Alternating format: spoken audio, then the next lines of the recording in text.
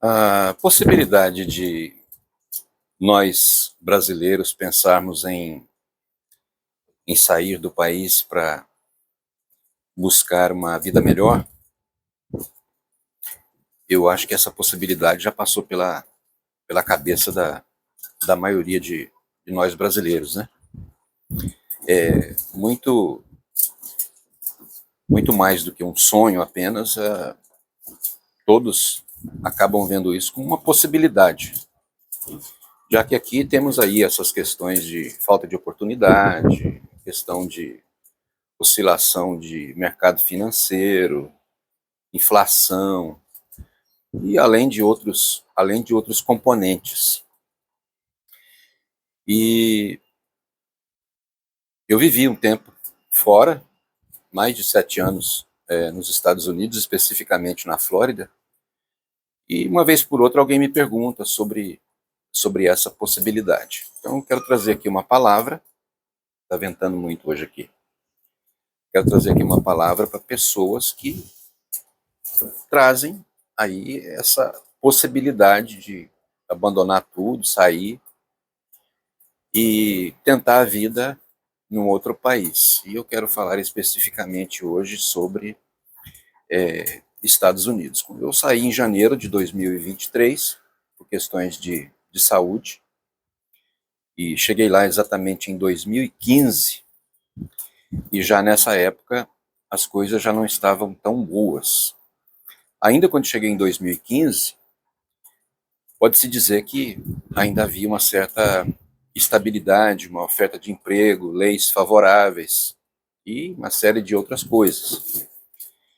E para você ter uma ideia, a gente conseguia ali na região ali do meio da Flórida, sul da Flórida, um aluguel por $900, $1.000, apartamento de 2 quartos, às vezes até de 3. A gasolina estava em torno de dois dólares e pouquinho, 2,15 no máximo o galão. E era um panorama bem diferente. A partir da pandemia, segundo o que se ouvia lá, o país acabou enfrentando inflação depois de 40 anos. Para você ter ideia, uma rede muito conhecida lá que vendia tudo por $1, que é o Dollar Tree, passou a vender a 1,25. E eu me lembro que no período pós-pandemia, a gente enfrentou lá uma inflação na gasolina que chegou a quase $4. Hoje eu acredito que deve estar em torno de 3 e pouco, né? 3,25, 3,35, 3,45. E muitas coisas aconteceram depois disso. A gente sabe aí, né, que o governador é o Ron DeSantis, ele é republicano, e nesse período todo de governo dele, ele acabou implementando algumas leis no sentido de impedir que a Flórida fosse atrativa para pessoas vindas de outros países, né, para os imigrantes. E eu acredito que em 2020, início de 2024, ele ainda estava concorrendo nas prévias, junto com o Trump, para talvez ser o candidato do Partido Republicano. E ele, então, por questão de ideologia do, do próprio Partido Republicano e também por uma questão de ideológica dele mesmo, ele aprovou uma lei em que ele proibia os empresários a contratar pessoas que não estivessem com status, não tivesse o permit para trabalho.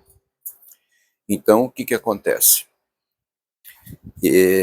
Aí já começa a dificultar, porque a oportunidade de trabalho para as pessoas que estavam no status, vamos dizer, ilegal, já começou a complicar.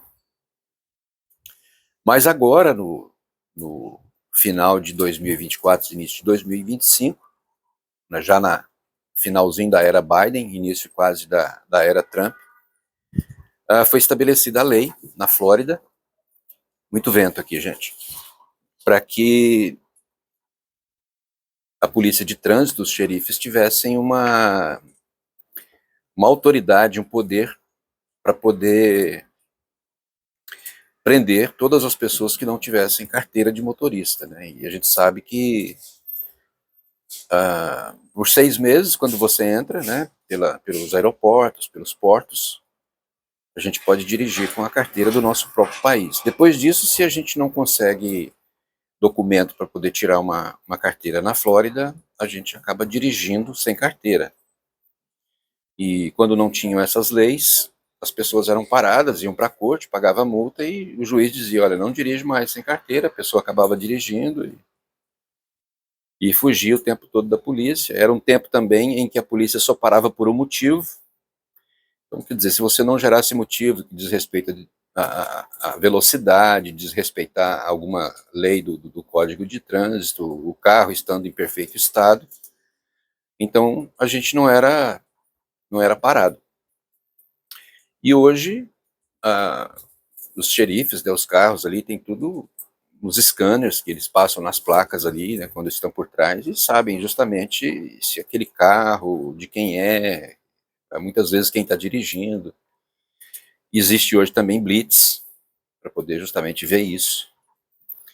E a realidade, ela é completamente diferente. Mas respondendo aí a pergunta inicial, e que as pessoas hoje que pensam sobre essa ideia de ir para os Estados Unidos, e talvez a Flórida seja o estado que mais recebia imigrantes, especialmente oriundos do Brasil,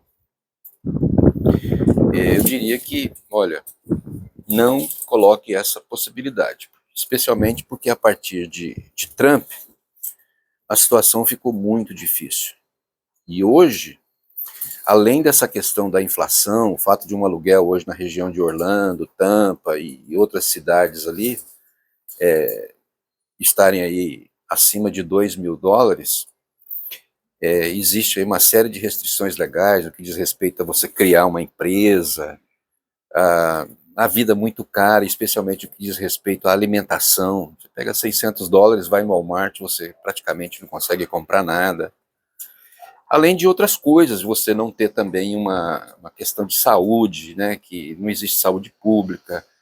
Parece também que já existem algumas leis na Flórida para que os filhos dos imigrantes ilegais não possam se matricular mais nas escolas, o que era diferente na época que eu cheguei lá em 2015. Então, eu não aconselho jamais você tentar, a menos que você entre com um processo legal, você contrate um advogado, existem aí mais de 80, 90 tipos de vistos diferentes, que você realmente tenha condição para poder fazer uma aplicação junto à imigração e você tentar se legalizar. Mas essa questão de entrar e ficar ilegal hoje é praticamente impossível você conseguir conviver lá. E esse negócio de entrar pelo México, Coyote, isso aí nunca prestou, né? Isso aí nunca teve sentido. Pior ainda, porque agora está tudo fechado ali na fronteira do México mesmo. Ninguém entra, ninguém passa. Então, são informações, assim, é claro que superficiais, mas é uma impressão minha. Se você está pensando nessa questão voltada para Estados Unidos, pode desistir, porque as políticas lá estão completamente fechadas para todas as pessoas que querem se aventurar, especialmente no status de ilegal. Agora, existem aí outras possibilidades, das quais eu não posso dizer, né? Por exemplo, eu tenho vários amigos em Portugal, sei que lá existe um favorecimento enorme para as pessoas que querem entrar em Portugal, e é uma outra política, é um outro esquema. Então, galera, não vá, não abra mão das coisas aqui no Brasil, porque o negócio lá está osso, não está fácil. Eu acabei voltando agora em 2024, fiquei o mês de maio todinho lá e já vi que até meus amigos estavam com problema de trabalho. Depois eu voltei em agosto, fiquei quase 15 dias de novo, estava mais complicado ainda, aí não voltei mais. Eu posso ainda voltar a hora que eu quiser, não tem problema, tenho visto, tenho passaporte ainda para 10 anos, está tudo direitinho. Mas essa questão de trabalhar, isso aí está totalmente descartado. realmente não dá mais, né? E por fim, antes assim de terminar, eu diria que essa questão da deportação, ela foi tão grande que mesmo quando começou a primeira lei, aquela que eu me referi aqui do Ron DeSantis, muitas pessoas saíram do estado da Flórida e foram para outros estados, foram para Califórnia, foram para Illinois, especialmente para o norte, né, do lado leste, ali para Massachusetts, para Nova York, New Jersey. E existem as cidades santuários, e que parece que agora a questão de Nova York, isso vai cair, porque o governo Trump ele pressionou demais o envio, né, essas chamadas cidades santuários, no sentido de cortar todo o investimento e verbas para ajuda a imigrantes. Me parece que Nova York vai rever isso e Nova York não será mais uma cidade santuário, né, como acontece ainda em Los Angeles, São Francisco e outras cidades da Califórnia. E, por fim, falta de mão de obra, porque quem carregava a construção civil, né, e estou falando aqui do que eu sei, a questão da Flórida, eram os mexicanos no trabalho mais pesado na construção civil, na base, construção de blocos do primeiro andar, questão de telhado, a questão de calçadas, o brick, né, que são aquelas pedras que eles põem nas calçadas, e a própria calçada de concreto, e muitas empresas também trabalhando aí debaixo do sol, né, no asfalto e tal. Esse pessoal tudo, os que não foram deportados, não tem mais paz para poder trabalhar e sobreviver ali. Então, a menos que você prepare tudo antes, não vá. Essa é a dica que eu dou para você. Um grande beijo, desculpe aí o cenário, que o vento está muito grande, o calor está muito forte, e para dar um pouquinho de luz eu precisei fechar aqui a cortina da varanda, e o importante é o conteúdo. Um beijo para vocês e a gente se fala ainda hoje em outro vídeo aqui.